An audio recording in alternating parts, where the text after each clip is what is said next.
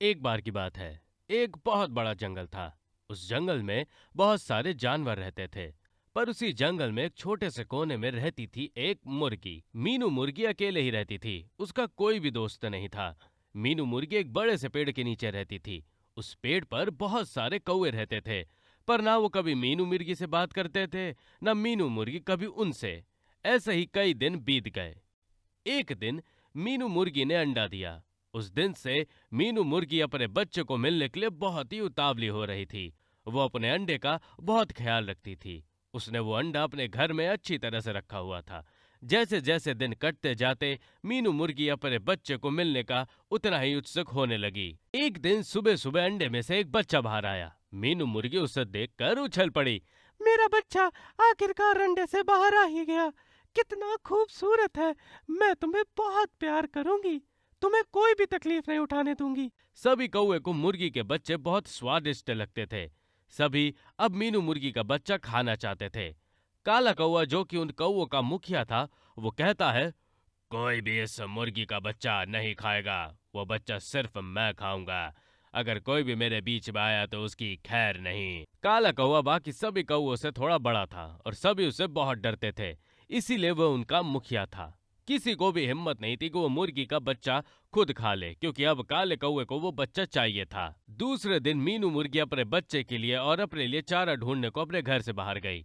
मीनू मुर्गी सोचती है, मेरे बच्चे के लिए कुछ अच्छा खाना ढूंढ कर ले आती हूँ। वो अपने बच्चे के लिए खाना ढूंढने लगती है। पर तभी उसे अपने घर की तरफ से एक शोर सुनाई देता है।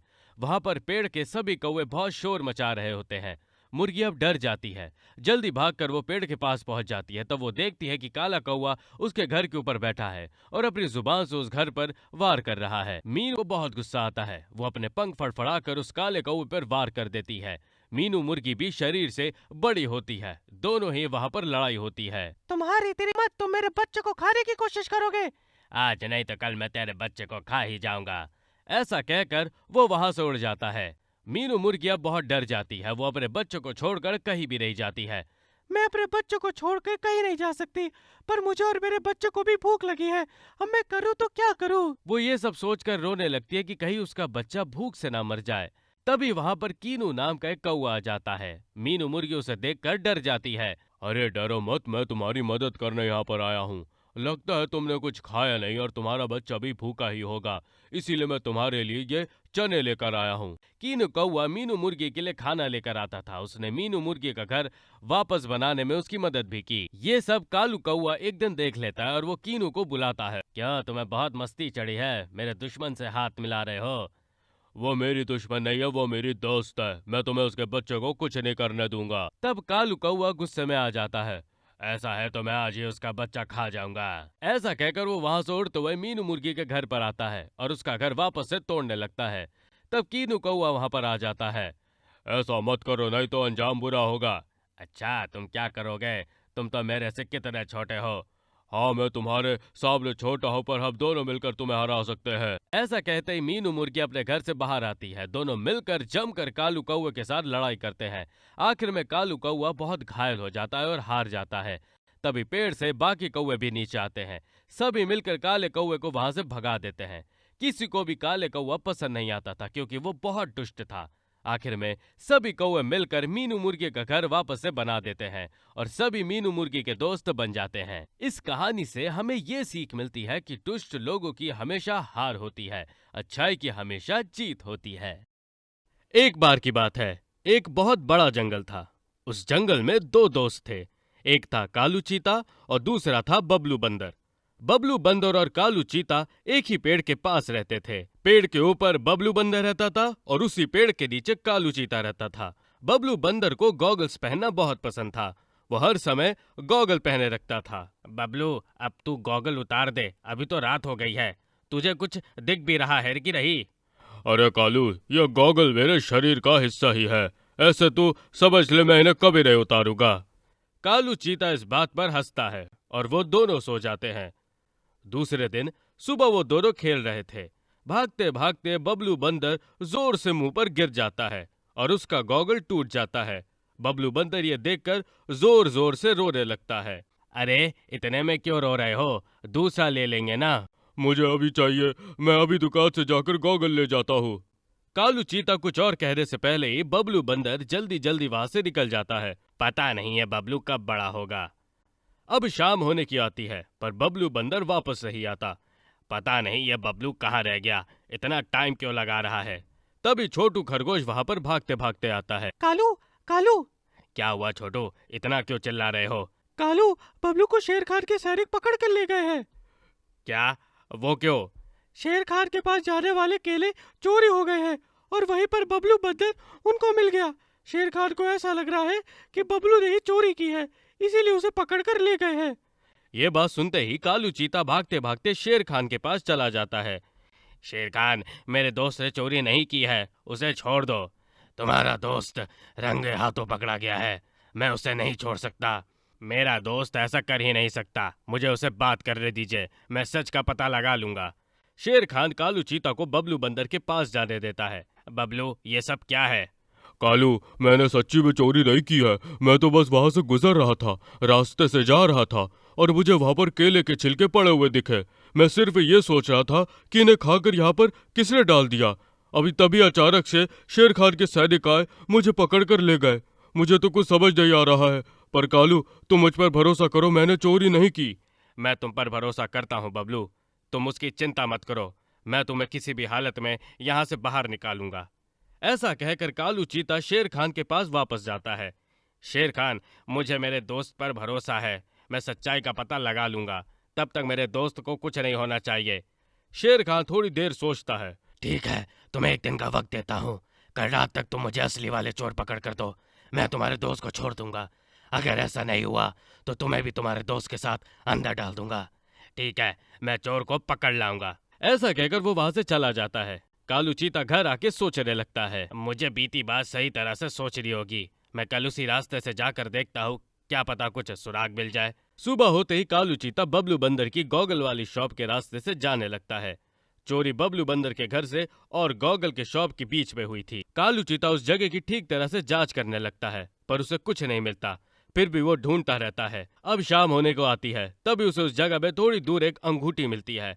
कालू चीता वो अंगूठी ठीक तरह से देखता है तो उसे याद आता है कि अंगूठी तो गोलू गोरिल्ला की है। सभी गोरिल्ला जंगल के घनेदार हिस्से में रहते थे। कालू चीता वहां पर चला जाता है। झाड़ियों से छुपकर वो देखता है तो गोलू गोरिल्ला चोरी किए हुए केले खा रहा था। गोलू, तुम्हें मानना होगा, तुमने तेरे सारे केले लाकर ही दिखाए, पर गोलू, तुम्हें तेरे सारे केले मिले कहाँ से? तुम उसकी चिंता मत करो, पर मैं तुम्हारी दी हुई शर्त जीत गया कि मैं बहुत सारे केलों का इंतजाम कर सकता हूँ। अपना दोस्त किसी और की शर्त की वजह से जेल में बंद है, इसका कालू चीतों को बहुत गुस्सा आया। कालू चीता छलांग लगाकर उनके सामने आ जाता है। कालू चीतों को देखकर दोनों घबरा जाते हैं। क्या हुआ कालू, ऐसे अचानक से हमारे सामने आ गए और इतने गुस्से में क्यों दिख रहे हो? क्यों, तुम्हें पता है तुम्हारी शर्त की वजह से क्या हुआ है? गोलू गोरिल्ला और बंटी गोरिल्ला एक दूसरे की तरफ देखते हैं। तुम्हारी वजह से मेरा दोस्त बबलू बंदर शेर खान की जेल में बंद है, क्योंकि उन्हें लगता है कि केलों की चोरी उसने की है। क्या गोलू, तुमने केले शेर खान से चुराए है? गोलू गोरिल्ला कुछ नहीं कह पाता। तुम अब मेरे साथ चलोगे और शेर खान से माफी मांगोगे, नहीं तो मुझसे बुरा कोई नहीं होगा। गोलू गोरिल्ला डर जाता है, पर उसे समझ आता है कि अब वो कुछ नहीं कर सकता। कालू चीता गोलू गोरिल्ला को शेर खान के पास लेकर जाता है। शेर खान, ये रहा तुम्हारा असली वाला चोर, इसने एक शर्त की वजह से वो सारे केले चुराए थे। मुझे माफ करो शेर खान, मुझे माफ करो, मुझे नहीं पता था वो केले आपके थे, अगर मुझे पता होता तो मैं ये गलती कभी नहीं करता। शेर खान, इसके बारे में क्या करना है वो बाद में सोचो, पहले मेरे दोस्त को छोड़ दो। शेर खान बबलू बंदर को छोड़ देता है। तुम्हारा बहुत बहुत शुक्रिया कालू, तुम्हारी वजह से मैं बच गया। कालू चीता बबलू बंदर को अपने सीने से लगाता है। शेर खान गोलू गोरिल्ला को 10 दिन के लिए जेल में बंद कर देता है, ताकि वो आगे से ऐसा मजाक ना करे। तो ये थी दो दोस्तों की कहानी। इस कहानी से हमें ये सीख मिलती है कि अपने दोस्त का हाथ किसी भी हालत में नहीं छोड़ना चाहिए और अपने दोस्तों पर भरोसा रखना चाहिए, समय आने पर उनकी मदद करनी चाहिए।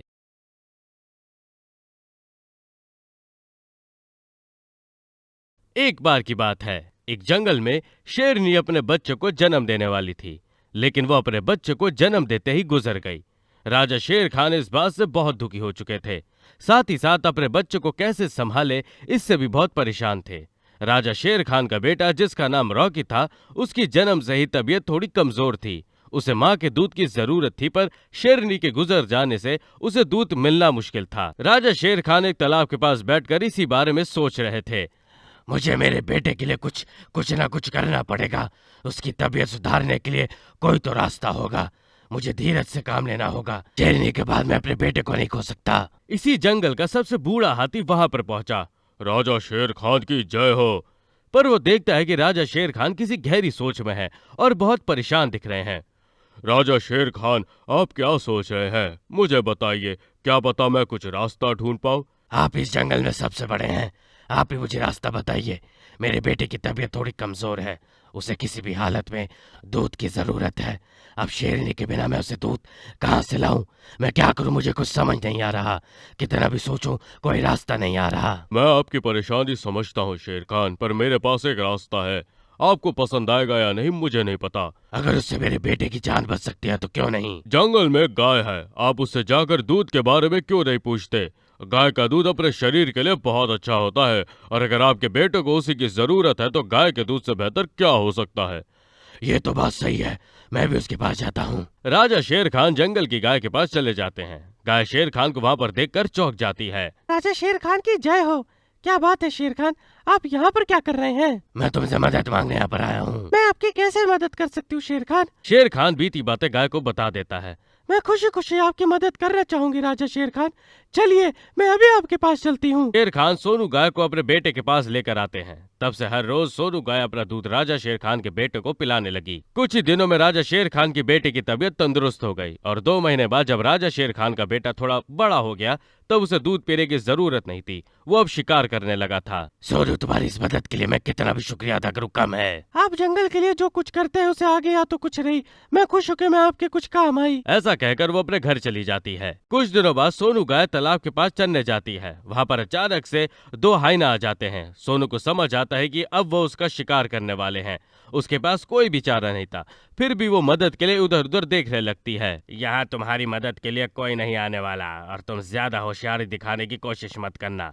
ऐसा कहकर वो सोनू के पास जाने लगते हैं। हिम्मत हार के सोनू गाय वहीं पर खड़ी रहती है, पर अचानक से उसके सामने रॉकी आ जाता है। आगे बढ़ने की हिम्मत मत करना, नहीं तो यहीं पर मारे जाओगे। तुम इस गाय को बचाकर क्या खुद खाना चाहते हो? हमें भूख लगी है, तुम रास्ते से हट जाओ। मैं इसे नहीं खाने वाला, और ये गाय मेरी माँ समान है। मैं तुम्हें इसे चोट पहुंचाने नहीं दूंगा। तुम चुपचाप वापस चले जाओ, वरना तुम्हारी खैर नहीं। ऐसा कहकर रॉकी गुर्राने लगता है। हाइना एक दूसरे की तरफ देखते हैं। वो कुछ कहने ही वाले होते तब उसमें से एक हाइना शेर खान को सोनू गाय के पीछे देख लेता है।